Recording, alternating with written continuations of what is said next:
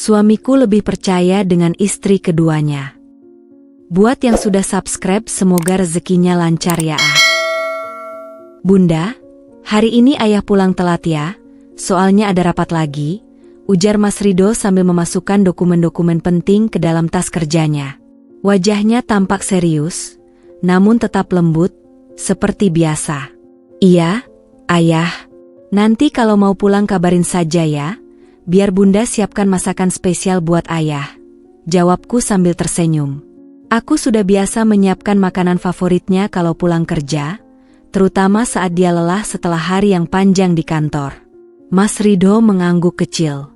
Iya, Bun, paling rapatnya nggak lama kok, katanya berusaha menenangkanku. Ya udah kalau begitu, hati-hati di jalan ya, kataku, memberinya ciuman di pipi sebagai semangat sebelum berangkat. Oh, iya, Bun. Dia mendadak berhenti di pintu dan menoleh dengan sedikit raut muka bingung. Minta tolong ambilin amplop coklat yang di meja depan. Tadi kelupaan, pintanya sambil tersenyum malu. Aku terkekeh kecil. Tuh kan, kebiasaan ayah ada yang ketinggalan lagi nggak? Ledekku, menggodanya. Memang, Mas Ridho sering lupa beberapa hal kecil. Tapi hal itu menjadi salah satu dari sekian banyak hal yang justru aku cintai darinya. Dia hanya terkekeh. Gak ada kok, Bun, itu aja. Aku pun bergegas mengambil amplop coklat itu dan memberikannya kepadanya. Setelah mengucapkan salam perpisahan, dia akhirnya pamit dan berangkat ke kantornya. Di balik rutinitas ini, aku merasa selalu ada hangat yang memenuhi rumah kami. Mas Ridho selalu membuatku merasa dihargai sebagai seorang istri. Meskipun suamiku adalah pegawai negeri dengan kesibukan yang sering membuatnya pulang larut, dia tidak pernah melupakan keluarganya. Bahkan setelah 15 tahun menikah, dia masih sering memanjakanku dengan perhatian kecil yang selalu membuat hatiku bergetar. Aku, Salma, seorang ibu dari 2 anak yang kini sudah mulai beranjak remaja. Anak sulung kami kini sudah duduk di bangku SMP, sedangkan adiknya masih kelas 5 SD. Kehidupan rumah tangga kami terasa lengkap dengan kehadiran kedua buah hati yang menjadi penyejuk jiwa. Selama 15 tahun ini, Mas Ridho selalu menjadi suami yang penuh tanggung jawab, tak pernah sekalipun membiarkan kami kekurangan. Aku bersyukur, hidup kami terbilang harmonis dan tenteram. Setiap pagi, aku mengantar Mas Ridho pergi bekerja dengan doa-doa dalam hati, berharap dia selalu diberikan kesehatan dan kekuatan untuk mencari nafkah bagi keluarga kecil kami. Aku tak pernah membayangkan bahwa kebahagiaan sederhana ini akan terusik oleh sesuatu yang perlahan tapi pasti mulai mengubah hidup kami. Namun, belakangan ini, rutinitas yang biasanya aku jalani dengan perasaan penuh kebahagiaan mulai terasa ganjil. Mas Ridho mulai sering pulang terlambat dengan alasan rapat atau dinas mendadak. Awalnya aku tak berpikir macam-macam. Toh pekerjaan Mas Ridho memang kadang menuntutnya untuk lembur atau melakukan perjalanan dinas ke luar kota. Namun, entah kenapa, naluriku sebagai istri merasa ada yang tak biasa. Ada perasaan asing yang perlahan merayap, perasaan yang selama ini belum pernah kurasakan selama 15 tahun pernikahan kami. Aku terdiam sejenak, mengingat senyum Mas Ridho saat tadi berpamitan. Senyum yang hangat namun terasa ada yang disembunyikan, sesuatu yang tak bisa kujelaskan. Aku mencoba menepis pikiran-pikiran negatif yang mulai muncul di benakku. Aku percaya, Mas Ridho adalah suami yang setia dan bertanggung jawab. Tetapi, setiap kali ia pulang lebih larut dari biasanya, rasa khawatir itu kembali menghantuiku. Hari ini, seperti biasa, aku mengurus segala kebutuhan rumah, menyiapkan makanan, dan memastikan anak-anak belajar dengan baik. Namun, di sela kesibukan, aku seringkali melirik jam dinding, menunggu Mas Ridho pulang tepat waktu seperti janjinya. Namun seiring berjalannya waktu, aku mulai merasakan ada yang berubah dari Mas Ridho. Ia semakin sering menghabiskan waktu di luar kota dengan alasan dinas, bahkan terkadang tak pulang hingga beberapa hari. Awalnya aku mencoba memahami, meyakinkan diri bahwa ini adalah bagian dari tanggung jawab pekerjaannya. Namun, semakin hari, Semakin banyak kejanggalan yang tak bisa kupungkiri. Ada semacam perasaan tak nyaman yang menyelinap setiap kali aku mencoba meneleponnya, dan hanya mendapat jawaban seadanya, atau bahkan tanpa jawaban sama sekali. Di rumah, keheningan sering menyelimuti malam-malam yang biasanya dipenuhi dengan canda dan tawa bersama. Saat Mas Ridho pulang, ia tak lagi menunjukkan semangat yang biasa. Senyum dan pelukan hangat yang dulu selalu kuterima terasa makin langka. Ada jarak yang tak kasat mata, tapi nyata, menghalangi kami. Wajahnya terlihat sering tertekan, seolah ada sesuatu yang mengganjal di hatinya namun tak ingin ia bagikan padaku. Puncaknya terjadi pada suatu malam, saat ia berkata akan pulang terlambat lagi. Aku mencoba meneleponnya untuk memastikan kabar, namun tak ada jawaban. Berkali-kali kutunggu, namun hanya hening yang menjawab. Akhirnya, setelah beberapa waktu, ia menjawab dengan suara yang terdengar lelah dan singkat, "Ada rapat mendadak, Bun. Ayah belum bisa pulang. Jangan tunggu ya, istirahat saja." Teleponnya yang terburu-buru ditutup meninggalkan perasaan aneh di dalam diriku. Hatiku mulai terasa berat. Mengapa Mas Ridho berubah begitu drastis? Pikirku. Suatu malam, saat aku mencoba menghubunginya lagi, teleponnya dialihkan. Aku mulai merasa ada sesuatu yang salah. Semakin sering, Mas Ridho tidak lagi memberi kabar saat harus dinas. Tak jarang ia langsung pergi tanpa banyak kata. Aku merasa seperti berada di sebuah ruangan gelap yang penuh tanda tanya. Aku tahu, seharusnya aku berusaha berpikir positif. Percaya pada suami yang selama ini kuanggap setia dan penuh kasih.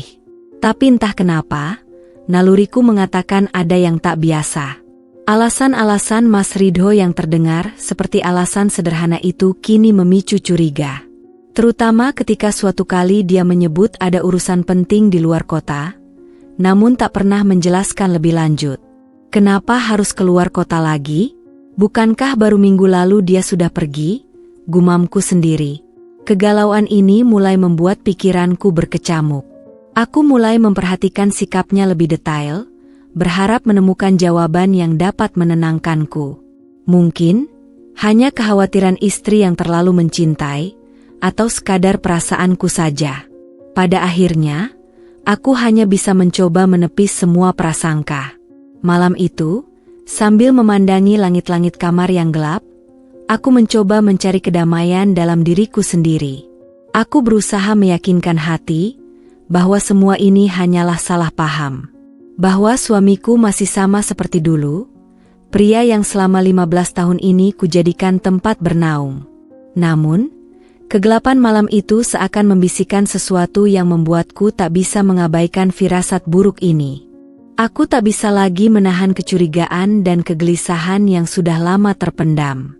Dalam diam, aku mulai menyelidiki perubahan yang kulihat pada Mas Ridho, berusaha mencari tahu apa yang sebenarnya terjadi. Awalnya, aku berpikir ini hanyalah fase, mungkin tekanan pekerjaan yang membuatnya berubah. Tapi setiap kali kutanyakan langsung, ia selalu mengelak dan berusaha meyakinkanku bahwa semuanya baik-baik saja. Diam-diam, aku mulai berbicara dengan teman-teman dan beberapa rekan kerja Mas Ridho. Dari pembicaraan yang kuselipkan dalam obrolan santai, perlahan fakta mulai terungkap. Hingga akhirnya satu nama disebutkan dengan nada sedikit kikuk oleh salah seorang rekannya. Windy, teller bank yang sering berinteraksi dengan Mas Ridho. Kata-kata itu menghujam hatiku.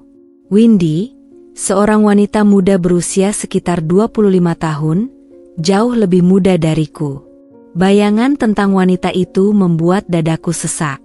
Apa yang dimilikinya hingga suamiku begitu tergila-gila padanya? Tanpa sepengetahuanku, ternyata Mas Ridho sudah lama dekat dengannya, dan hubungan mereka telah melampaui sekadar pekerjaan. Setelah menemukan informasi ini, aku memutuskan untuk langsung berbicara dengan Mas Ridho. Dengan hati-hati, aku menunggu momen yang tepat, berharap semua ini hanyalah kesalahpahaman. Namun, ketika aku menanyakan kebenaran tentang kedekatannya dengan Windy, Mas Ridho tak berusaha mengelak.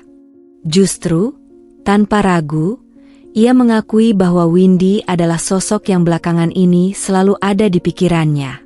Aku ingin menikahi dia, ujar Mas Ridho dengan nada datar, seolah apa yang dikatakannya adalah hal wajar. Kalimat itu seperti petir di siang bolong, mengguncang seluruh duniaku.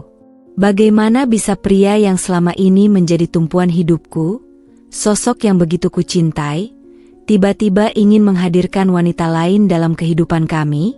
Kenapa? Mas? Apa salahku? Tanyaku, suaraku nyaris bergetar. Mas Ridho menghela napas panjang, lalu berkata dengan tenang, "Aku merasa ada yang hilang dari hubungan kita. Kepuasaan batinku ini sudah tak seperti dulu. Kamu terlalu sibuk mengurus rumah, anak-anak, dan rutinitas sehingga tak bisa memuaskan hasratku. Sedangkan Windy, dia berbedamu, Salma. Dia masih muda, penuh semangat, dan membuatku merasa hidup kembali." Pernyataan itu menghancurkan hatiku. Aku tak percaya bahwa 15 tahun kebersamaan kami dapat tergantikan hanya karena Mas Ridho merasa aku tak bisa memuaskannya lagi. Berbagai kenangan akan masa-masa sulit yang kami lewati bersama, bagaimana kami membangun rumah tangga dari awal hingga saat ini, terasa hancur dalam sekejap. Semua pengorbanan dan cintaku selama ini terasa sia-sia. Apa kamu sadar apa yang kamu katakan, Mas? Tanyaku, mencoba menahan amarah dan kepedihan yang terus menghantam. Mas Ridho hanya mengangguk tanpa merasa bersalah, bahkan seolah yakin dengan keputusannya. Seakan usiaku yang tak lagi muda ini, membuat diriku tak layak lagi untuk dicintai dengan sepenuh hati. Aku tak pernah menyangka pria yang selama ini menemaniku bisa berpaling hanya karena kehadiran seorang wanita muda yang mampu memberikan apa yang tak bisa lagi kuberikan. Ketidakpercayaan memenuhi hatiku. Rasanya seperti tertikam oleh seseorang yang selama ini kuanggap sebagai sahabat hidupku, belahan jiwaku. Sambil terisak, aku mencoba memproses kenyataan ini, berusaha menemukan makna dari semua ini. Terasa berat, sangat berat, untuk menerima bahwa Mas Ridho sudah tak lagi peduli pada kebersamaan kami selama ini. Bab 8. Pilihan yang menyakitkan. Hari-hariku berlalu dalam kekacauan batin yang tak pernah kurasakan sebelumnya. Seolah dunia tempatku berpijak selama ini runtuh dalam sekejap. Setiap kali memikirkan tentang kehadiran Windy dalam kehidupan kami, hatiku terasa terkoyak. Namun, kenyataan pahit terus memaksaku pada satu pertanyaan yang tak kunjung terjawab. Apakah aku harus bertahan dan menerima semua ini demi anak-anakku, atau memilih pergi dan mempertahankan harga diriku? Setiap malam, aku duduk di samping ranjang anak-anakku, menatap wajah mereka yang tertidur lelap. Hanya merekalah kekuatanku. Mereka adalah alasan mengapa aku tak bisa mengambil keputusan dengan mudah. Tak bisa kubayangkan bagaimana perasaan mereka jika kami harus berpisah. Bagaimana mereka harus kehilangan sosok ayah yang selama ini mereka banggakan. Namun di sisi lain, hati dan harga diriku seakan menolak gagasan untuk dimadu. Aku mencoba bicara pada Mas Ridho, mencoba untuk terakhir kalinya mengingatkannya akan janji-janji kami, akan tahun-tahun yang kami lalui bersama. Namun ia tetap bersikukuh dengan keinginannya, merasa bahwa keputusan ini adalah yang terbaik. Sambil menggenggam tanganku, ia berkata dengan tenang, "Aku ingin semuanya tetap berjalan seperti biasa. Kamu tetap istriku, ibu dari anak-anak kita, tapi aku juga ingin Windy dalam hidupku." Kata-kata itu menghancurkan hatiku. Betapa mudahnya ia berkata demikian, seolah-olah kehadiran wanita lain di antara kami adalah sesuatu yang wajar. Dengan perasaan yang berat, akhirnya aku menyadari bahwa mungkin aku tak memiliki pilihan lain. Demi anak-anakku, demi keluarga yang selama ini kami bangun, aku memutuskan untuk menerima kenyataan ini, meski dalam hati aku tahu tak akan mudah. Pernikahan mereka dilaksanakan sederhana di sebuah ruangan kantor KUA, Namun di mataku itu terasa seperti pesta besar yang merayakan kekalahan terbesar dalam hidupku. Hatiku terasa hancur saat mendengar Mas Ridho mengucapkan ijab kabul untuk Windy, seolah-olah saat itu juga ia mengiris hatiku lebih dalam. Teriakan, sah, dari para saksi bagaikan lonceng kematian bagi pernikahan kami yang dulu terasa begitu hangat dan harmonis. Saat acara selesai, aku mencoba berdiri tegar, menutupi segala perasaan luka yang berkecamuk dalam hatiku. Aku tersenyum, meski rasanya seperti menarik paksa seluruh otot di wajahku. Aku tahu, inilah jalanku kini, menerima dan mengalah demi anak-anakku, demi keluarga yang telah kami bina selama ini, meski hatiku seakan kosong. Hari itu, aku pulang dengan hati yang berat, berusaha menerima kenyataan pahit ini. Kini, di rumahku sendiri, aku tak lagi seorang istri sepenuhnya. Aku menjadi saksi hidup dari kehadiran orang ketiga yang kini menjadi bagian dari hidup kami. Dalam diam, aku bersumpah akan tetap tegar, karena aku tahu disinilah tempatku, demi anak-anakku, meskipun itu berarti harus terus menelan kepedihan ini sendirian. Kehidupan baruku bersama Windy dimulai seperti mimpi buruk yang tak berkesudahan. Setiap sudut rumah yang dulu penuh dengan kenangan manis bersama Mas Ridho, kini berubah menjadi panggung derita yang terus berulang setiap hari. Windy, yang kini tinggal bersama kami, tak butuh waktu lama untuk menunjukkan siapa dirinya yang sebenarnya. Sejak hari pertama ia masuk rumah ini, Windy langsung menempatkan dirinya sebagai pusat perhatian.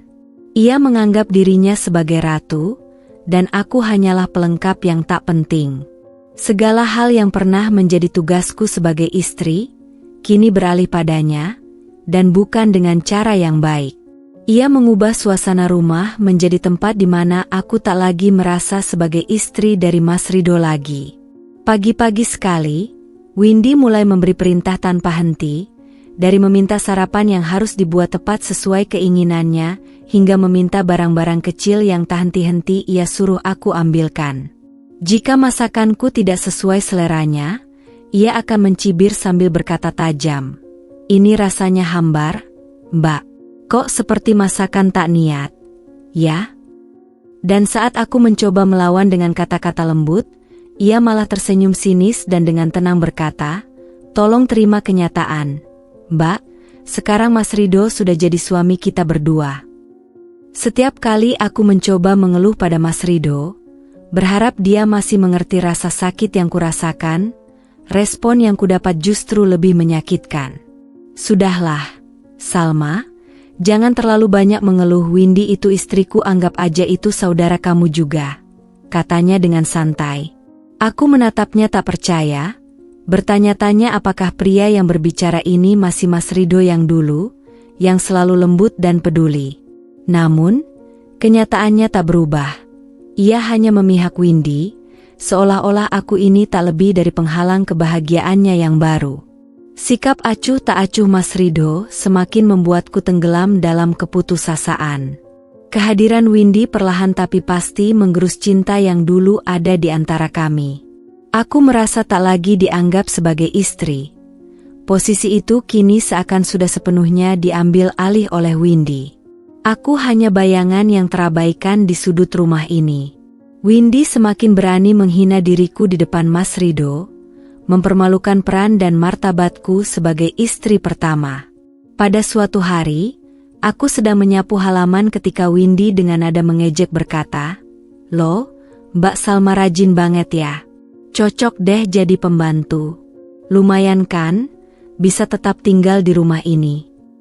Aku menggigit bibir, berusaha menahan diri. Aku tak ingin meledak di depan anak-anakku yang bisa melihat kapan saja. Tetapi setiap kata yang keluar dari mulutnya semakin menusuk, membuat harga diriku terkoyak-koyak.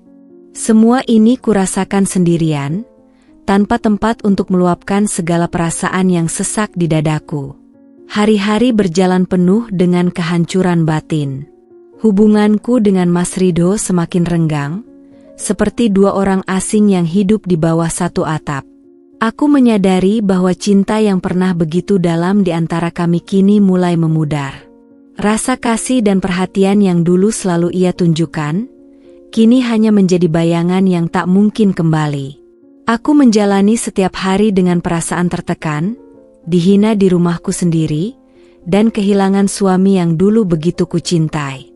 Kini, aku hanya bisa menahan semua kepedihan ini, berusaha tetap kuat demi anak-anakku, meskipun kenyataannya setiap hari hatiku terluka lebih dalam. Hari demi hari berlalu dengan hati yang semakin berat. Kehadiran Windy di rumah tak pernah memberikan kedamaian, hanya luka dan kesedihan yang semakin mengakar dalam hati. Namun, ada sesuatu yang terus mengusik pikiranku. Aku merasa ada sisi lain dari Windy yang selama ini belum aku ketahui, sesuatu yang membuatku merasa bahwa ia tidak sepenuhnya jujur pada Mas Ridho.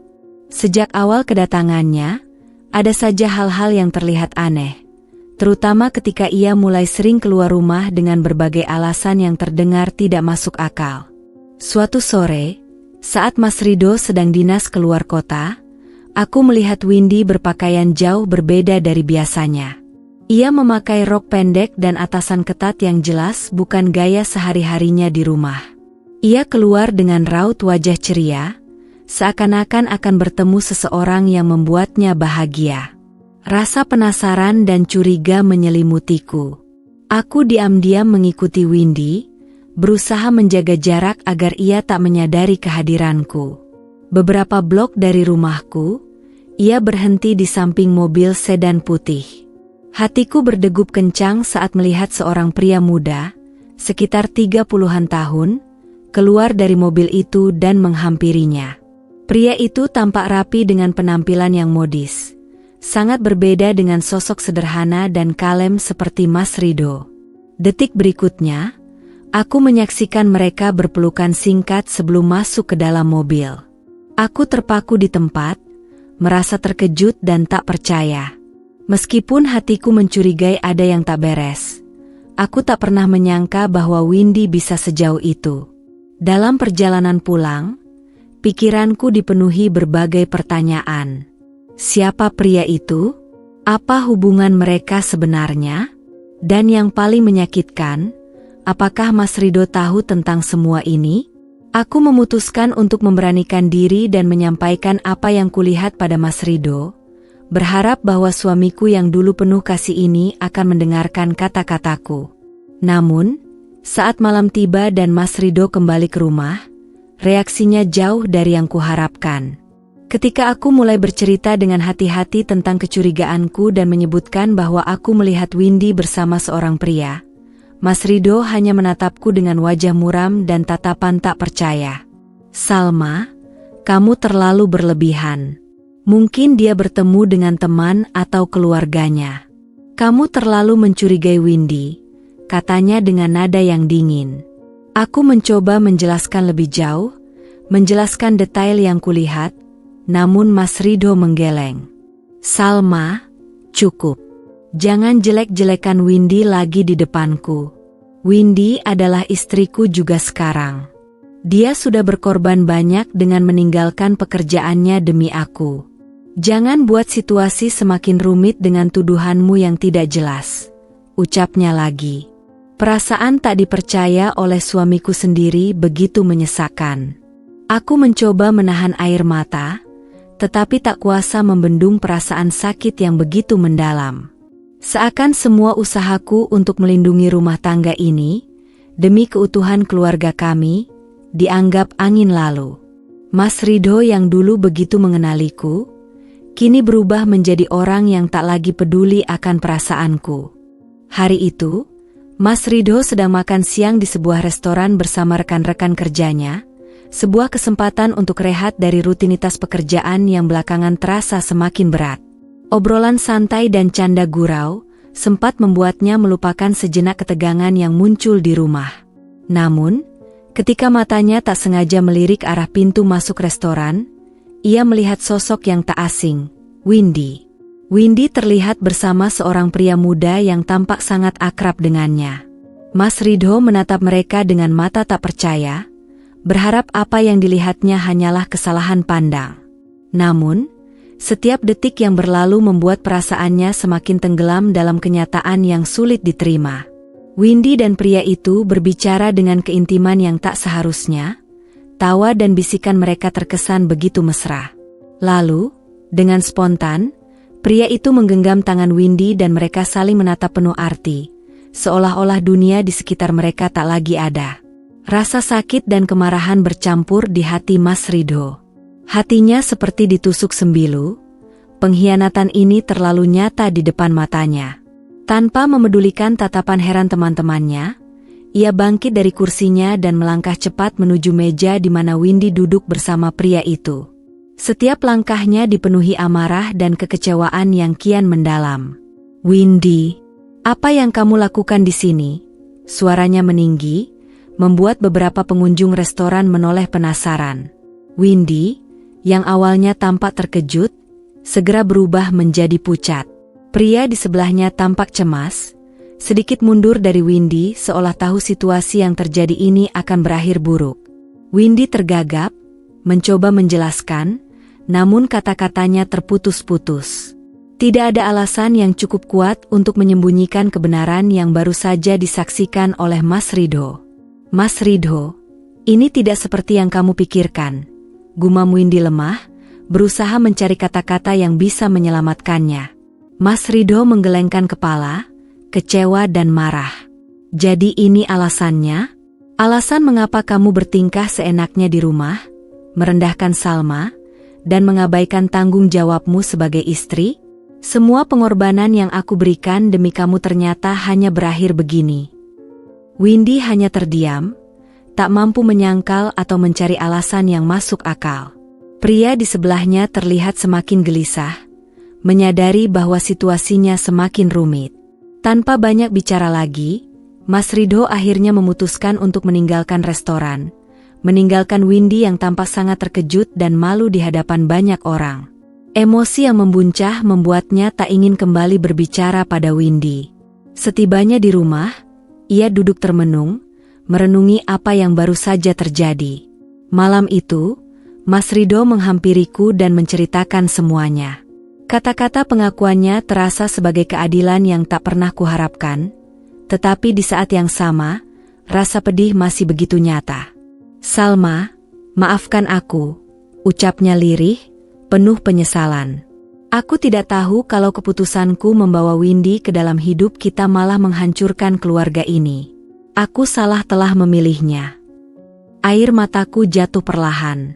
Sakit hati yang selama ini kupendam perlahan memudar bersama penyesalan Mas Ridho. Di saat itu, aku merasa ada harapan untuk memperbaiki hidup kami, meski bekas luka akan tetap ada. Aku menatap Mas Ridho, masih terasa berat menerima semuanya, namun aku tahu, mungkin inilah awal dari babak baru dalam hidup kami, babak yang mungkin akan membawa keluarga kami kembali utuh. Setelah resmi menceraikan Windy, luka-luka yang ditinggalkan terasa begitu dalam di antara aku dan Mas Ridho. Kami tahu bahwa perjalanan untuk memperbaiki segalanya tak akan mudah. Meski Windy sudah pergi, bayangan rasa sakit, pengkhianatan, dan konflik yang pernah ada masih tertinggal, menghantui setiap sudut rumah kami yang dulu begitu penuh kehangatan. Namun, demi anak-anak kami berdua bertekad untuk bangkit dari keterpurukan ini. Mas Ridho menunjukkan kesungguhan hatinya dengan upaya yang lebih besar dalam setiap hal, menghabiskan lebih banyak waktu di rumah, membantu dalam pekerjaan rumah, dan bahkan mencoba terlibat dalam kegiatan sekolah anak-anak. Hal-hal kecil yang dulu mungkin terabaikan kini jadi terasa begitu berarti, dan aku mulai merasakan kehangatan lama itu kembali. Hari-hari awal pasca perceraian Windy adalah masa yang penuh kehati-hatian dan kerja keras. Setiap percakapan dengan Mas Ridho terasa seperti menyusun ulang kepingan yang pernah pecah. Kami berbicara dari hati ke hati, menyampaikan segala rasa sakit dan penyesalan yang mungkin tak terucap sebelumnya. Dia memelukku erat suatu malam, mengucapkan kata-kata yang begitu lama kutunggu, "Salma, aku benar-benar minta maaf. Aku akan lakukan apapun untuk mendapatkan kepercayaanmu kembali." Butuh waktu lama bagiku untuk membuka hati sepenuhnya. tetapi perlahan, aku menyadari bahwa cinta itu masih ada. Meski terluka, cinta kami memiliki akar yang kuat, tertanam dalam perjalanan hidup bersama selama bertahun-tahun, dan aku ingin mempertahankan keluarga ini untuk anak-anak kami, agar mereka memiliki rumah yang penuh kehangatan dan kebersamaan. Anak-anak, meski tak pernah benar-benar memahami apa yang terjadi, merasakan perubahan yang positif di rumah. Mereka terlihat lebih ceria saat melihat kami bersama, tertawa lagi bersama. Malam-malam kami kembali dipenuhi canda tawa di meja makan, dengan Mas Ridho yang lebih sering pulang tepat waktu, membawa cerita dari kantornya untuk menghibur kami semua. Perlahan, kami menemukan kebahagiaan yang sempat hilang. Setiap hari adalah kesempatan untuk memperbaiki diri dan memberikan yang terbaik untuk keluarga kami. Meskipun tak ada yang bisa menghapus masa lalu, kami belajar dari semua yang telah terjadi, menemukan cara untuk saling mendukung dan merawat hubungan ini dengan lebih baik.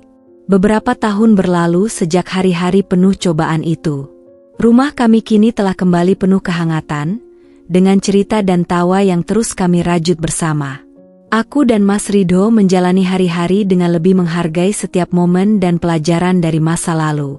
Kami berdua tumbuh menjadi pasangan yang lebih dewasa dan penuh pengertian, selalu berusaha mendengarkan satu sama lain dan memupuk cinta yang lebih dalam.